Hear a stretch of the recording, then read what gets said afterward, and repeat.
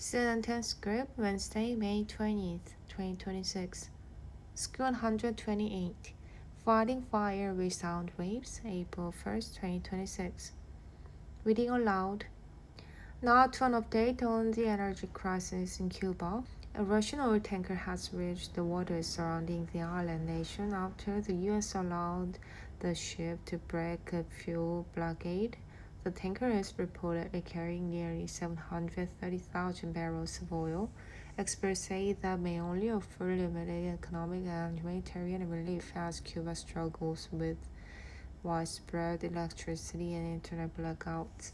In early January, remember, the U.S. cut off Cuba's main oil supplier, Venezuela, after capturing its president and forcing its government to halt oil shipments.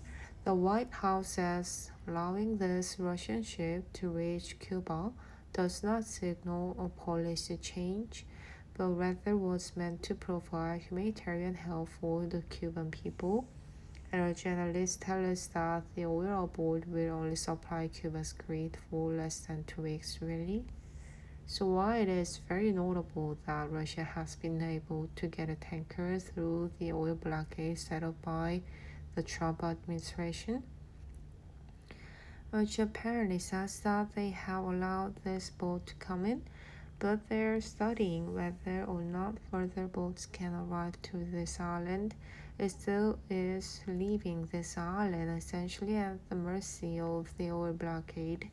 We don't know if other ships will come in.